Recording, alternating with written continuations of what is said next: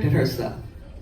You know, the way that people are monetizing their intellectual property is by controlling the distribution themselves. And the advantage of being in this point in history, this point in the universe, is that we have more access points now to be able to get our own content out and manage that ourselves. There, you know, I don't know what people did 20 or 30 years ago other than take chances. And I had a client who, I don't know if there's any basketball fans here, but every year there's March Madness, of course, and this client wrote the theme song for March Madness. And so the actual guy who made up the song. So that was 25 or 30 years ago. And so he was a struggling songwriter, and he got an opportunity to sell that song for $25,000. And that's money he needed at that time. He thought, this is a great deal. Then he said, you know what? This is a tough choice you have to make. Maybe I'll make money doing something else, but I feel like I have something special with this song, so I'm not going to give it away just yet, even though, boy, that was a tough call to make in that moment. So now 25, 30 years later, CBS has to come back to him to license that every year. He's getting literally 7 figures, $1 million or more a year. That's right. On that song for the rest of his life. That's because he walked away from that offer. That's what's up. But practically speaking, how do you make a decision like that when you're sitting there broke and you're tired? So he had to be creative. What I always tell people as an attorney is don't make desperate decisions. And Reverend Jackson says this too, desperate people in desperate situations make desperate decisions. As much as you want to say, I want to make this deal right now, like Taylor Swift did, you have to figure out, okay, how do I balance all the different talents I have? How can I monetize all the different things that I can bring into the world?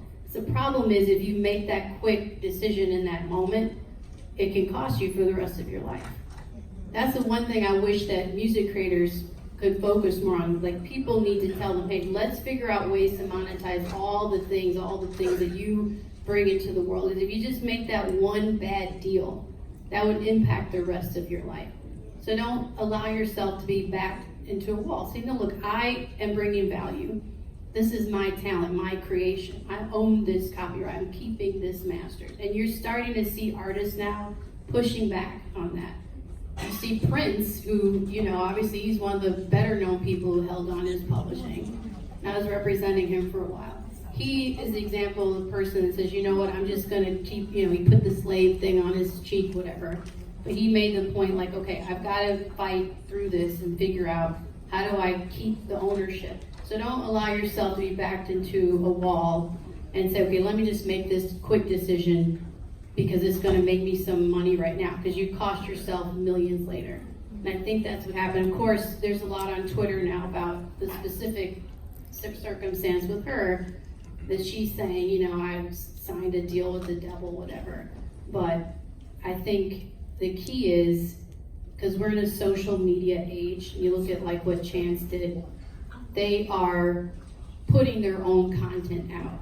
And what I'm finding from the labels, you know, a lot of people say, well, how do I break into the business? How do I get a record deal?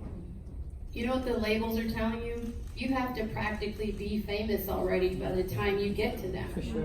There is no, I'm talented, the A&R person is in the audience listening to me at, you know, at my set.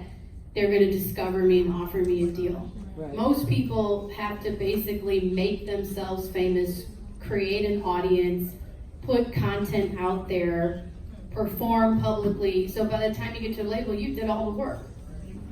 Yep. But this is what they're requiring now, is that you have to show your marketability and show, okay, if I did sign a deal with you, would you have an audience? Would somebody want to listen to your music? You see how before it was like you're talented, somebody finds you, they invest in you, they give you studio time, you make money, you become famous.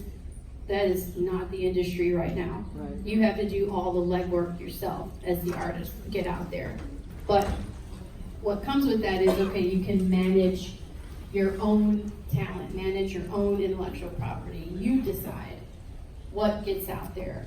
and who sees it and how it's monetized. And then people will notice you. Now you're seeing people being discovered on YouTube, like Justin Bieber. A lot of people are breaking in through songwriting. It's not just performing. I do a lot of publishing deals where people are writing songs for other people, like Chris Brown, and then they realize, oh, you can sing too, or you have talents beyond that.